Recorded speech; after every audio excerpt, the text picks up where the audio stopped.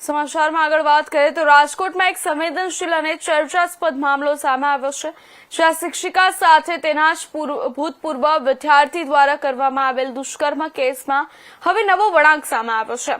આ કેસમાં આરોપી તરીકે નામ સામે આવેલ ધ્રુવલ દેસાઈની માતા અને પત્ની સાક્ષી દેસાઈ સહિતના પરિવારજનો દ્વારા મીડિયા સમક્ષ આવી શિક્ષિકા ઉપર ગંભીર આક્ષેપો કર્યા હતા, જેમાં સાક્ષી દેસાઈના કહેવા મુજબ તેમના પતિ ધ્રુવલ પર બળાત્કારની ખોટી ફરિયાદ નોંધાવવામાં આવી છે અને તેમને ફસાવવામાં આવ્યા છે। તેમણે વધુમાં જણાવ્યું કે આ મામલે પોલીસ કમિશનરને રજૂઆત કરવામાં આવી છે અને પરિવાર દ્વારા રજૂ કરાયેલા પુરાવાઓને પણ ધ્યાનમાં લેવા માંગણી કરવામાં આવી છે। વધુમાં સાક્ષી દેસાઈએ આક્ષેપ કરતા જણાવ્યું હતું કે હજી તો કોર્ટમાં ગુનો સાબિત થાય તે પહેલા જ તેમના પતિને સોશિયલ મીડિયા પર બદનામ કરવામાં આવ્યા, જેના કારણે તેઓ માનસિક તણાવમાં આવી ગયા હતા। પરિસ્થિતિ એટલી વિકટ બની ગઈ કે છેલ્લા 2 દિવસથી તેઓ ઘર છોડીને ચાલ્યા ગયા હતા અને વારાણસી ખાતે દવા પી આપઘાત કરવાનો પ્રયાસ કરી લેતા તેમની તબિયત બગડી ગઈ હતી।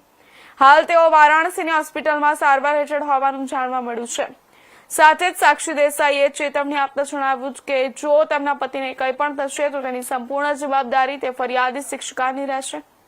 સાથે મારા પતિ ઉપર શિક્ષિકા દ્વારા જે આક્ષેપ લગાવ્યા છે તેમાં શિક્ષિકા દ્વારા હની ટ્રેપ કરવાની કોશિશ કરી હતી।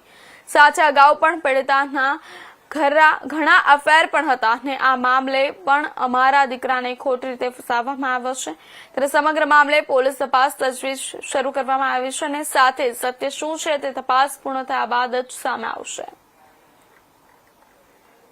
મારું નામ સાક્ષી ધ્રુવલ દેસાઈ છે। હું ધ્રુવલ પંકજભાઈ દેસાઈની ઘરવાળી છું। મારે તમારા આપ સૌ મીડિયાવાળાને એ જ કહેવું છે કે અર્ચના જોશી નામના શિક્ષિકાએ જે હમણાં ફરિયાદ નોંધાયેલી મારા ઘરવાળાના ખિલાફમાં એ ખોટી નોંધાયેલી હતી, જેના પુરાવા બધા જ અમારી પાસે છે, પણ એ કોર્ટમાં સાબિત થાય એની પહેલાં જ એમને સોશિયલ મીડિયામાં ને એમાં વાયરલ કરી દીધેલું। એના કારણે મારા ઘરવાળા 2 દિવસથી લાપતા હતા।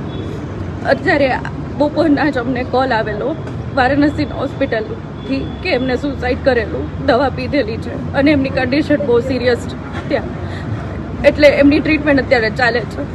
આ ખોટી ફરિયાદના લીધે મારા ઘરવાળાએ આ પગલું ભરેલું અને વિડીયો બી મોકલેલો છે સુસાઇડ કરતી વખતે, જેમાં કોના દ્વારા ખોટી ફરિયાદ કરવામાં? અર્ચના જોશી જે હનુમાન મઢી પાસે રહે છે, જે અમારા મેરિડ હતા, ડિવોર્સી છે ને 17 વર્ષનો છોકરો છે, જેની કસ્ટડી બી એમના હસબન્ડ પાસે ગઈ છે અને એમને આવા જ કેટલા બી અફેર હતા। મારા ઘરવાળો પહેલો નહોતો અને આ બધું જાણી જોઈને એમને કરેલું છે। અમે એમને માંગણી કરેલી, એટલા પૈસા બી આપેલા હતા, જ્યારે મારા ઘરવાળાએ તો કોઈ વાયદા જ નથી કર્યા એમને લગ્નના। જે લગ્નનો વાયદાનો દાવો કરે છે એ ખોટો છે। તમારી શું માંગણી છે?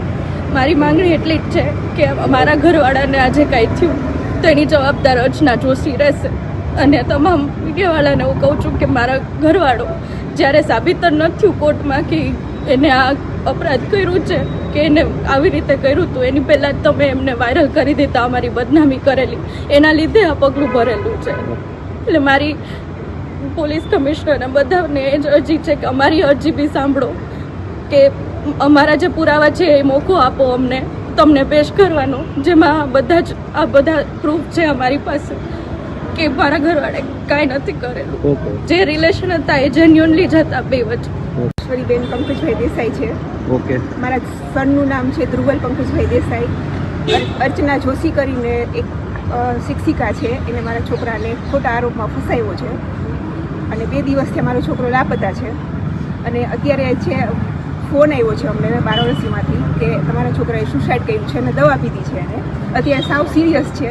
એના માટે હવે મીડિયા કે પોલીસ શું કરવાના છે અમારા સન માટે? અત્યારે તમે પોલીસ કમિશનર કચેરી ખાતે રજૂઆત કરવા આવ્યા છો, ત્યાં શું તમને અમને અત્યારે કીધું છે કે અમે અમારી રીતે બધી ટ્રાય કરશું, અમે અમારી જેટલી જરૂર હોય એ તમે અમને કહો, અમે તાત્કાલિક અમે તમને સહાય કરશું। અમે એટલે બને ત્યાં સુધી અર્ચના જોશી છે એને તમે પૂછો કે આ તમે શા માટે કરો છો, કેમ કે અમે એને જ્યારે અમને કીધું હતું કે અમને એને કીધું હતું કે અમારે સમાધાન કરવું છે, સમાધાન માટે અમે કીધેલું છે કે પોલીસ સ્ટેશનની હાજરીમાં અમે સમાધાન કરીએ, તો એને ના પાડી કે અમારે પોલીસ સ્ટેશનની હાજરીમાં સમાધાન નથી કરવું, અમારે બહાર કરવું છે। અમે અમારી રીતે બધી ટ્રાય કરેલી છે, પણ એને કોઈ જાતનું સમાધાન કરવું જ નહોતું. એને FIR જ કરવી. તમારી પાસે કઈ પૈસાની માંગણી કે પૈસાની માગણી અમારી પાસે કરેલી હતી, એટલે એક વખત અમે 4 લાખનો ચેક આપેલો છે અને એકવાર અમે 40,000નો ચેક આપેલો કોને છે. આપેલો?